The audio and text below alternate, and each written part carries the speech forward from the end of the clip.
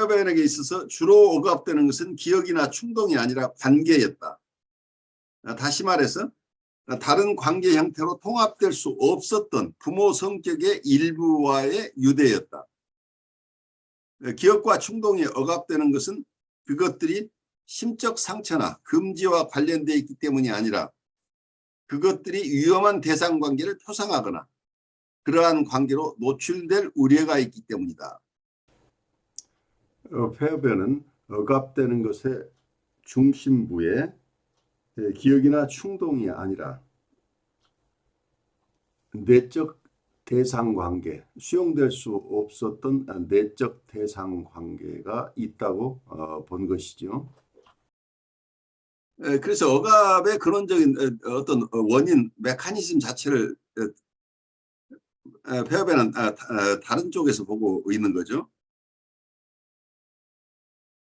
그래서 기억과 충동이 억압되는 것은 맞는데 이러한 억압의 주된 원인이라는 측면에서 본다면 그것들이 어떤 트라우마나 심적 상처나 금지 때문에 이러한 억압이 일어나는 게 아니고 이러한 기억이나 충동이 무엇과 연관되어 있냐면 위험한 대상 관계와 관련되어 있기 때문에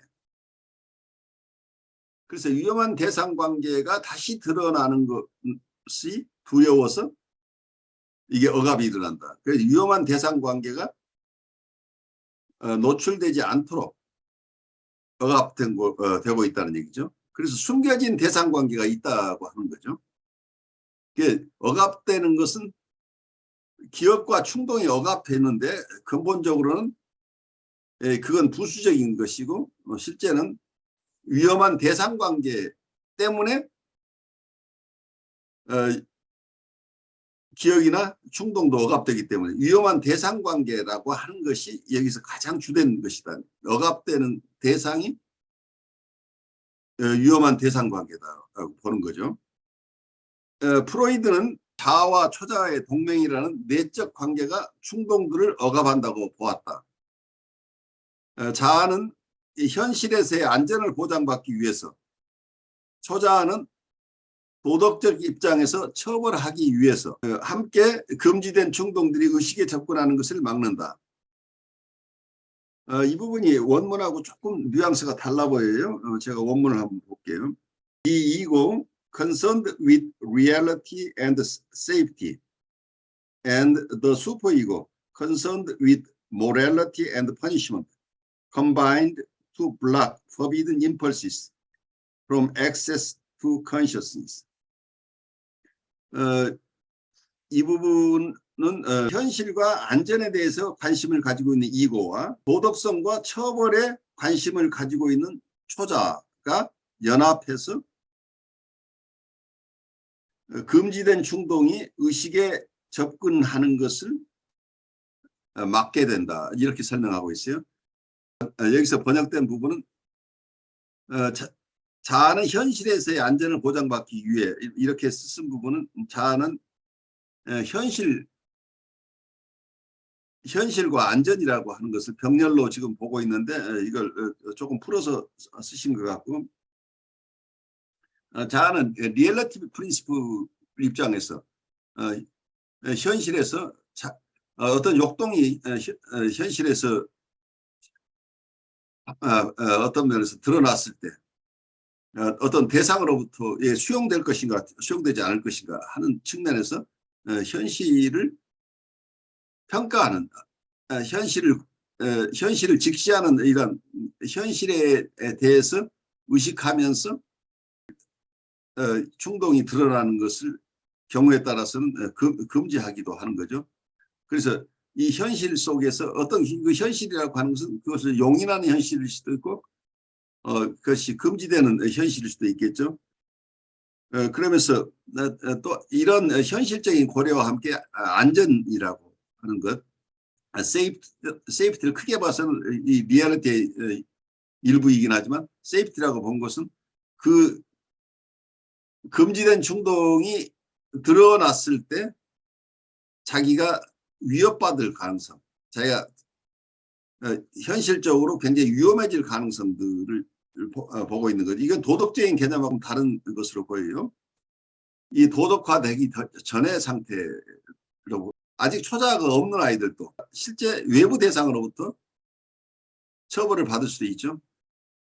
이고 입장에서는 현실적인 고려 그리고 안전을 도모해야 되기 때문에 충동이 함부로 발현되지 못하도록 억압할 가능성이 있는데 이런 이고 측의 역할과 또 하나 슈퍼 이고는 내면화된 어떤 사회 규범이죠. 이 사회 규범 입장에서는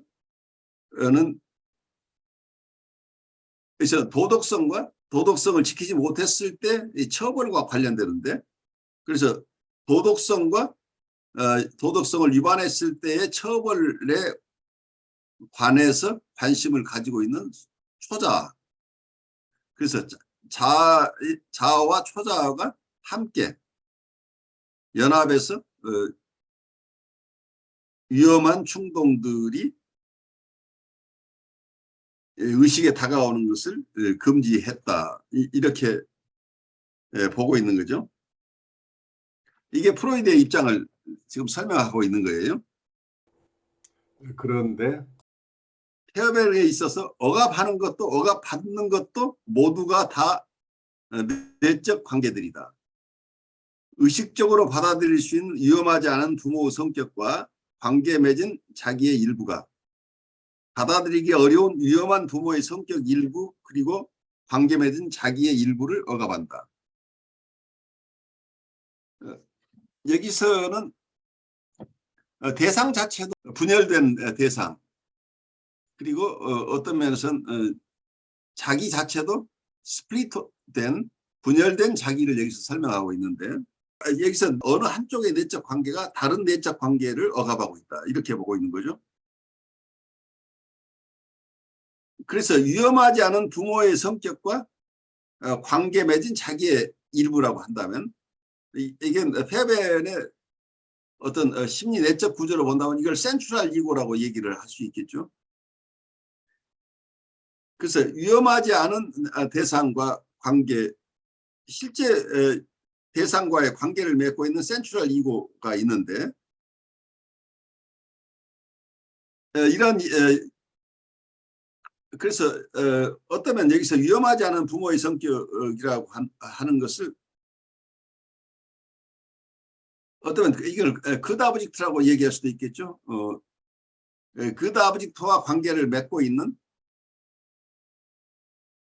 좋은 대상과 관계를 맺어서 형성된 어떤 자아라고 한다면 그다브직트와 관계를 맺고 있는 자아라고 이걸 센트럴 이고 중앙 자아라고 이렇게 설명할 수 있겠는데 이 중앙 자아 입장에서는 그 위험하지 않은 부모와 관계를 맺고 있는 이 중앙 자아 입장에서는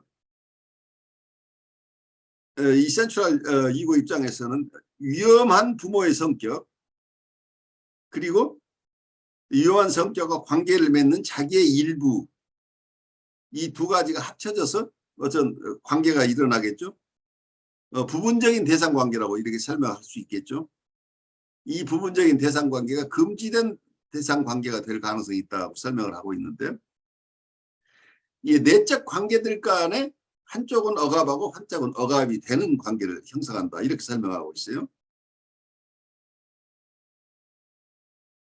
이 얘기는 나중에 조금 더 자세하게 하게 될 텐데 내적 관계가 다른 내적 관계를 억압하고 있다고 한다면 조금 더 설명을 붙여본다면 경우에 따라서는 유혹적이지만 결국 자기를 만족시키지 않는 대상 그래서 자기를 거절하는 대상이라고 이렇게 경험들이 있다고 한다면 유혹적으로 나에게 다가오는 부모의 성격의 일부가 있는 거죠.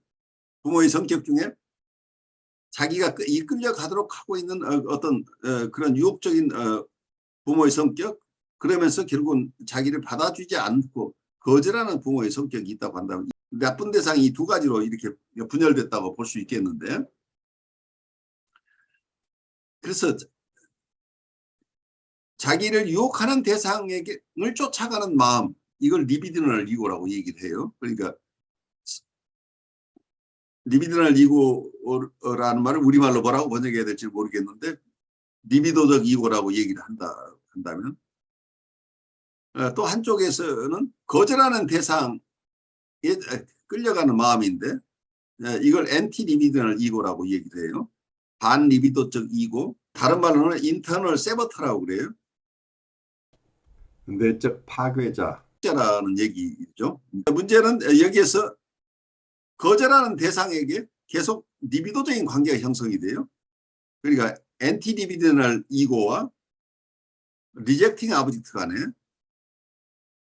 그 나쁜 대상과의 그러니까 자기를 거절하는 대상과 관계를 끊지 못하고 계속 그 관계를 유지하려고 하는 이런 패턴이 이 속에 숨겨져 있는 거죠. 그래서 자기를 유혹하는 대상과 관계를 청산하지 못하고 끌려가는 마음, 그리고 자기를 거절하는 대상과 관계를 청산하지 못하고 계속 끌려가는 마음이